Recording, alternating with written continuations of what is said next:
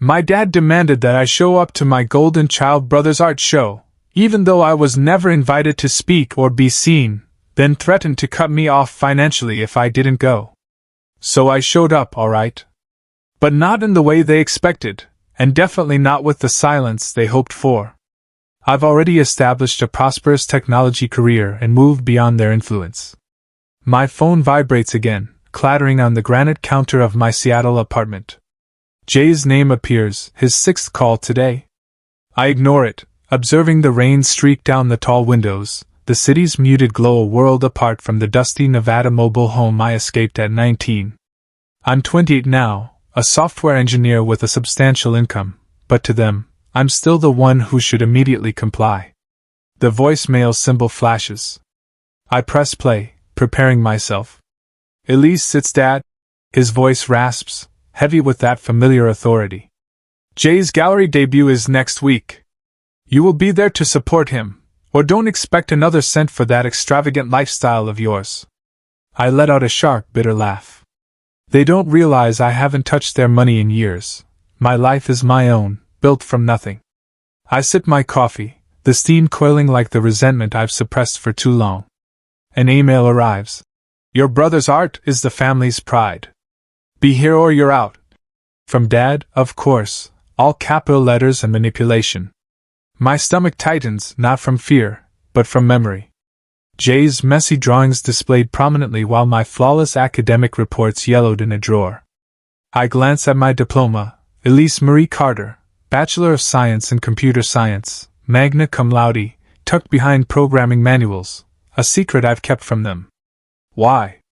Old habits, perhaps, or the hope they'd acknowledge me without my pleading. That possibility. Dad's voice repeats in my mind, demanding, oblivious. They've never truly seen me, not the late nights debugging code, not the promotions, not the existence I forged 1,200 miles from their attention. I set the mug down forcefully. Jay, their favored son, gets a grand event. I receive threats. Fine. I'll return, not to grovel, not to yield, but to stand in their scrutiny and compel them to truly look. My fingers hover over the airline application, my pulse thrumming. This time, I'm not concealing myself.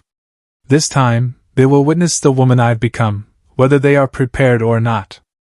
I settle into my sofa, the Seattle rain a steady rhythm against the windows, and allowed the memories to surface.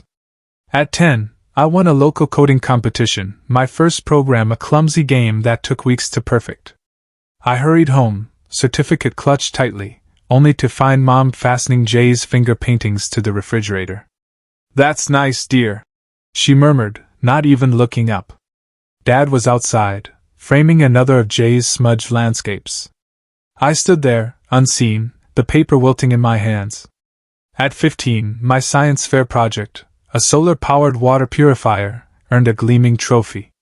I begged them to come, but they were at Jay's soccer match, cheering his third-place ribbon as if he'd won gold. I hauled that trophy home alone, the buses humming, muffling the ache in my chest. They didn't inquire about it. Jay's team spirit dominated dinner conversations for days. The sting wasn't new, but it intensified each time, a sharp edge I learned to carry silently. Senior year was the breaking point. A thick envelope from the University of Washington arrived, a full scholarship for computer science.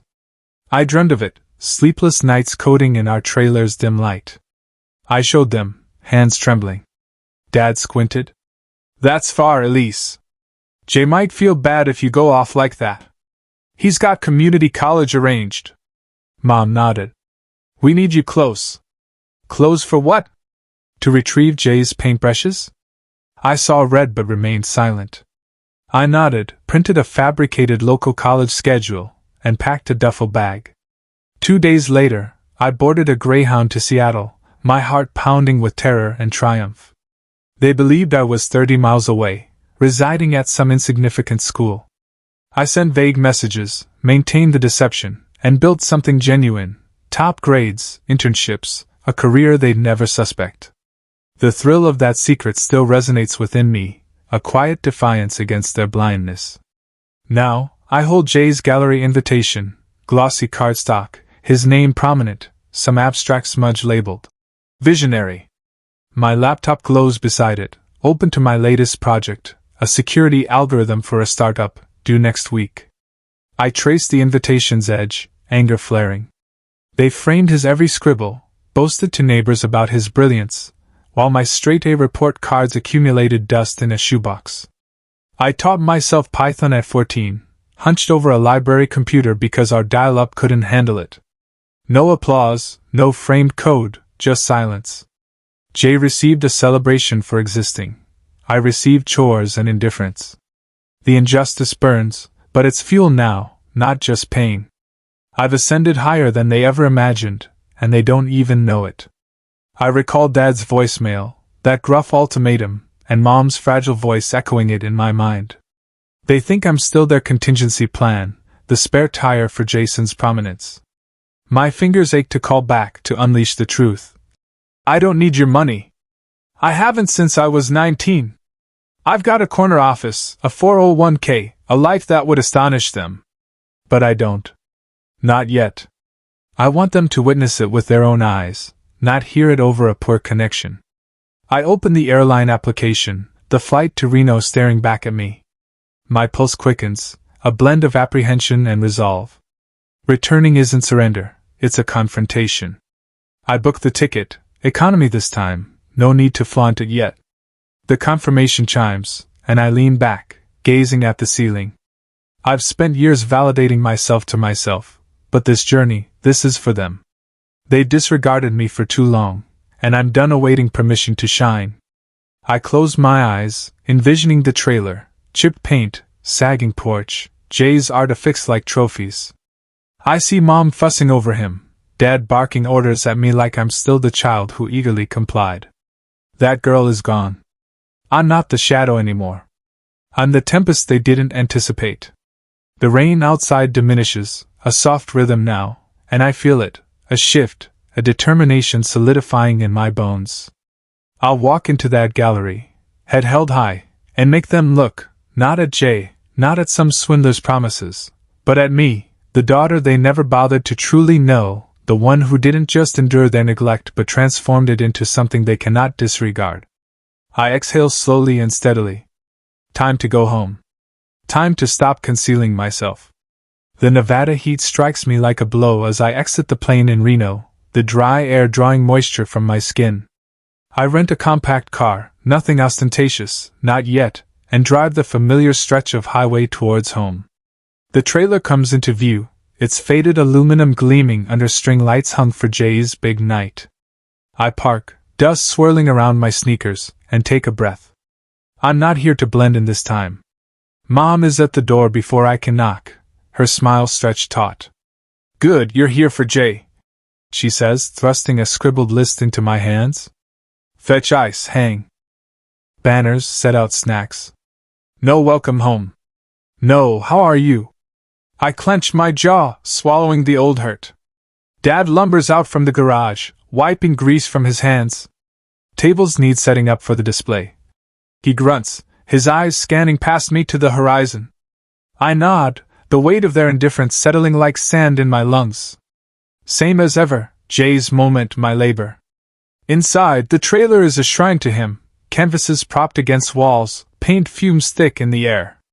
Then Jay saunters in, all disheveled hair and smug grin, followed by a man in a tailored suit. Elise, meet Victor Miles, Jay says as if I'm fortunate to share the same air. Victor is in his mid-30s, smooth as oil, with a smile that's too polished. He's the agent, the financial backer of the show, and Dad is already half enamored, clapping him on the back like a son. Victor's handshake lingers, his grip firm, assessing. Heard you're the tech whiz? He says, his voice smooth. Seattle, right? I nod, wary.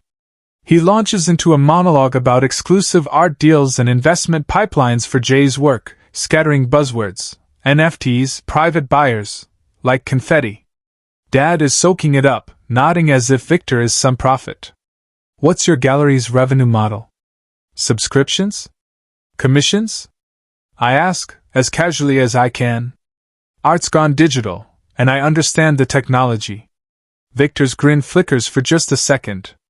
Oh, a mix, he says, waving a hand. Proprietary stuff. You wouldn't grasp it. My gut twinges, evasive, vague. I've debugged enough flawed code to detect a glitch. Dinner is a makeshift affair, take-out pizza on folding chairs, the trailer too small for a proper table. Victor dominates, spinning tales of art world connections, dropping names I can't verify. Jay preens, mom beams, dad hangs on every word. We're talking 6 figures minimum, Victor says, leaning back. Jay is the next big thing. I chew my slice silently, observing. When there's a lull, I try again.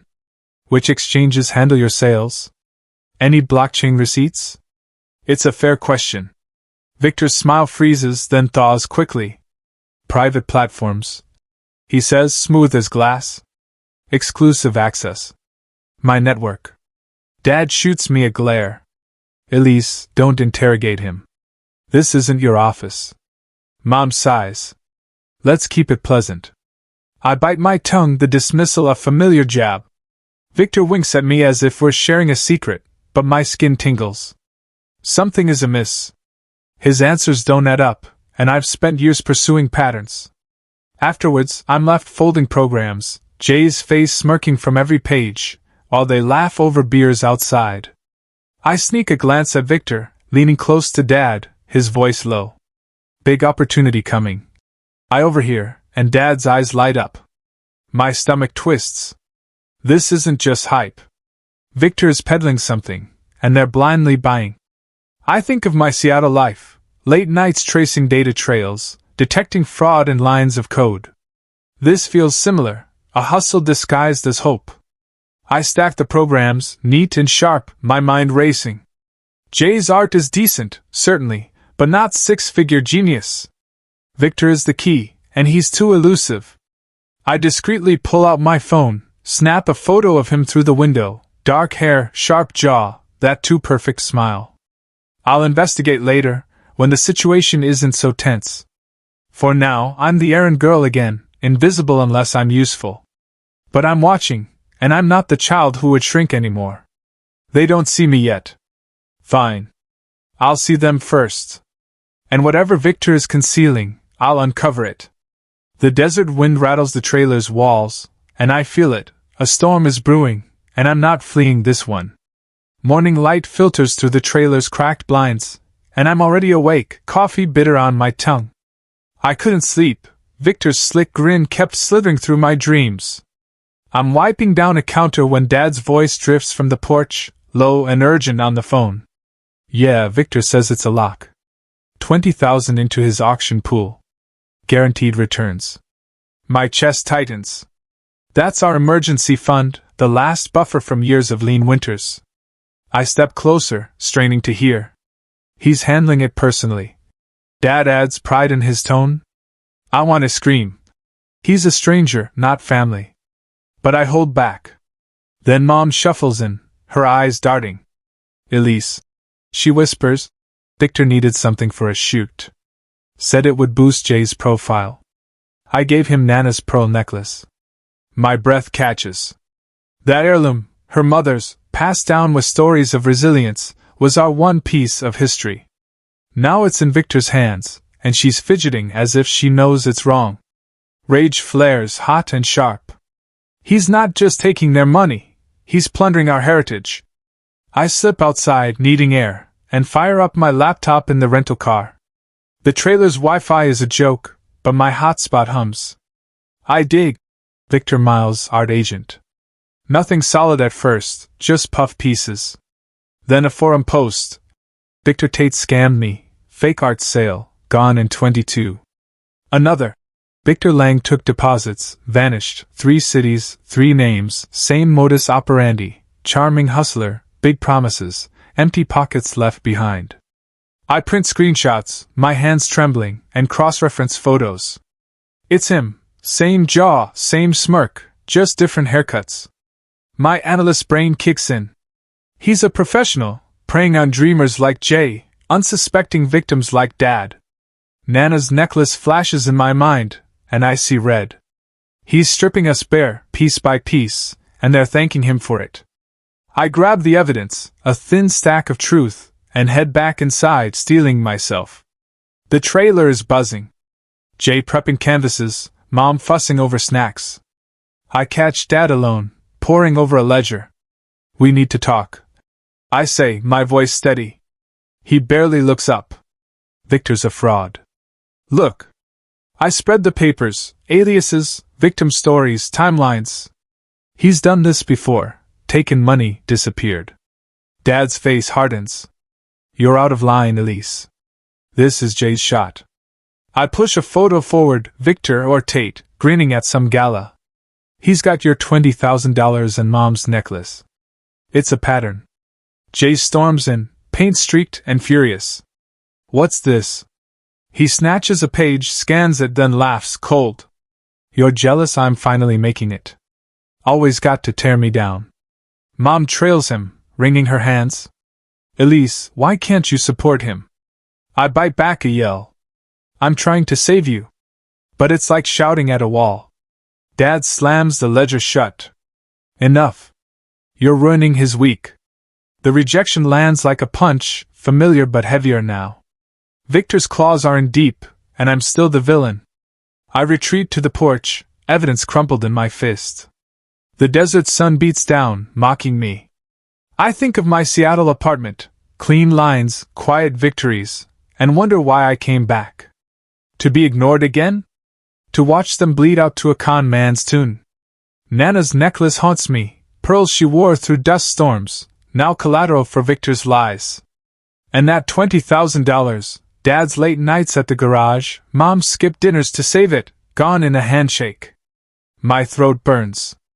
I've traced bigger scams at work, shut down hackers with less proof. But here, I'm powerless. They don't want truth. They want Jay's shine, Victor's promises.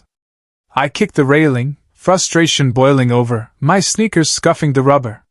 The gallery is tomorrow, and Victor's got them hooked. I snap a photo of the papers, upload them to my cloud, just in case. I'm not done digging, not done fighting, even if they hate me for it.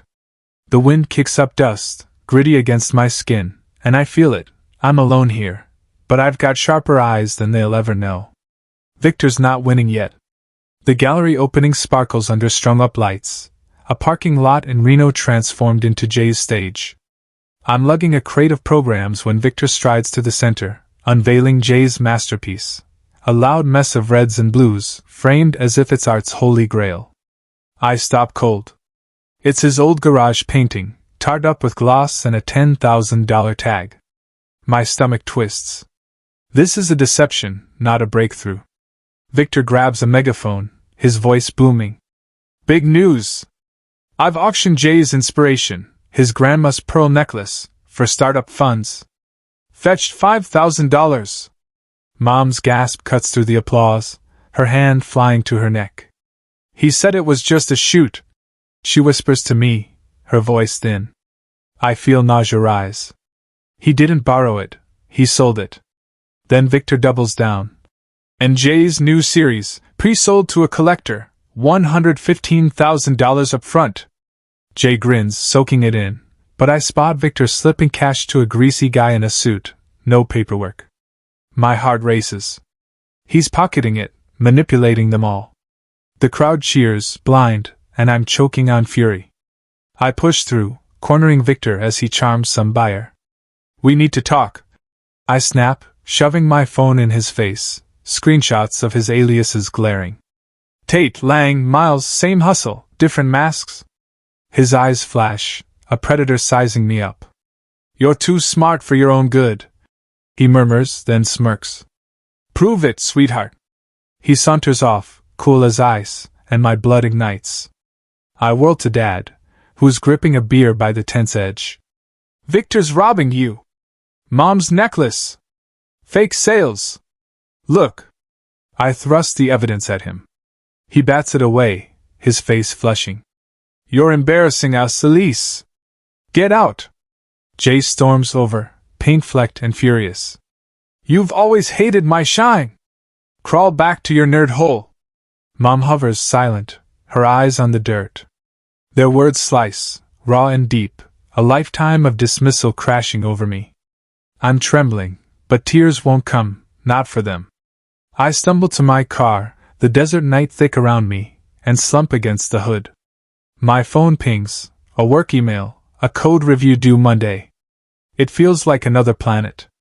Victor's smirk replays Mom's shock, Dad's roar. They're drowning in his lies, and I'm the enemy for pointing it out. Nana's necklace burns in my mind, pearls she wore through dust storms, now cash in Victor's pocket. That $15,000 sale, a handshake and a wad of bills, no trace. He's gutting them, and they're clapping for the knife. I kick the tire, anger spilling out, my sneakers scuffing the rubber. I've cracked tougher cases at work, tracked hackers, saved millions. But here I'm nothing. They'd rather lose it all than hear me. My chest tightens, not just for the theft, but the betrayal. They choose his con over my truth, every time. I drive to a motel, neon flickering in the dark, and check in fast. The room is stale, the bed rattling, but I collapse on it, staring at water stains on the ceiling. Why fight for them? Dad's growl, Mom's flinch, Jay's sneer. They don't want rescue, they want Victor's fairy tale. But Mom's pale face haunts me, that split-second doubt in Dad's eyes. They're in too deep, and Victor's laughing his way out.